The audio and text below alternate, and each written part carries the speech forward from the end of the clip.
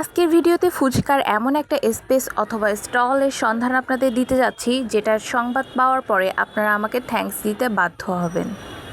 ভিডিওটা শুরু করার আগে অবশ্যই চ্যানেলটাকে সাবস্ক্রাইব করে দিবেন। এত টেস্টি একটা ফুচকা খাওয়ার জন্য আপনাদের কোথায় আসতে হবে, এখানের প্রাইস কেমন, কোয়ালিটি কেমন, সবই থাকছে আজকের ভিডিওতে।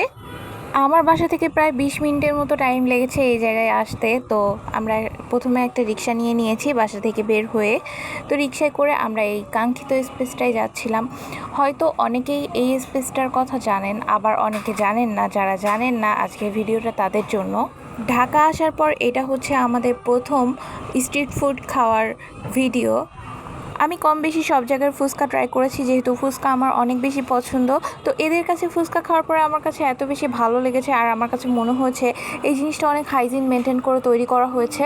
ফুচকার টেস্ট আমার কাছে পুরো একটা ব্যালেন্সড লেগেছে, ঝাল বেশি না আবার অনেক টক বেশি না, মানে টোটালটা একটা প্যাকেজ। এই ফুড কার্টটার নাম ছিল পুচকা। আপনারা হয়তো অনেকেই এই স্পেসটা চিনেন। তো এদের কাছে কিন্তু ইন্ডিয়ান রাজ কাচুরিটাও ছিল, যেটা আপনারা এখানে আসলে পেয়ে যাবেন। সেই সাথে অনেক ধরনের ফুচকা ছিল, ফুচকার দই ফুচকা, চিজ ফুচকা, আরও অনেক আইটেম ছিল। আমার কাছে বেশ ভালো লেগেছে। তো আমরা প্রথমে নর্মাল ফুচকাটা ট্রাই করেছিলাম, যেটার প্রাইস নিয়েছিল আমাদের কাছে 70 টাকা করে পার প্লেট।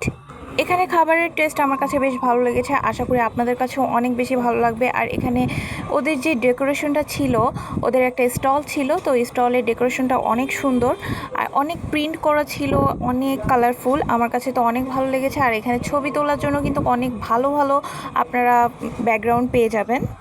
এখানে আসতে হলে আপনাদেরকে যাত্রাবাড়ি শনিরাখড়া বর্ণমালা রোডে আসতে হবে। তো বর্ণমালা রোডে এসে আপনারা পুচকার স্টলের নামটা কারোর কাছে জিজ্ঞেস করলেই দেখিয়ে দিবে। ইচ্ছা আছে নেক্সট ডে আমি আরও অনেকগুলো ট্রাই করব। এখানে আরও যেই আইটেমগুলো ছিল, যেহেতু একদিনে এত কিছু খাওয়া পসিবল না, তো সেই জন্য আমরা একটাই ট্রাই করছিলাম। ফুচকার সাথে এরা 2 রকম চাটনি দিয়েছিল, একটা ছিল তেঁতুলের আর একটা ছিল পুদিনার। তো পুদিনার চাটনিটা আমার কাছে এত বেশি ভালো লেগেছে, আমি তো শুধুই খাচ্ছিলাম। ফুচকা সার্ভের জন্য এরা কিন্তু কোনো প্লেট ইউজ করেনি, এরা কাগজের একটু হার্ডি যে কাগজগুলো হয় সেগুলো দিয়ে একটু প্লেটের মতো তৈরি করছিল, যেটা আমার কাছে অনেক বেশি ভালো লেগেছে। এই যে দেখতে পাচ্ছেন যে এখানে ফুচকা খাওয়া হচ্ছে, তো টেস্ট তো আমার কাছে অনেক বেশি ভালো লেগেছে। আপনারা অবশ্যই ট্রাই করবেন যারা ঢাকায় আছেন।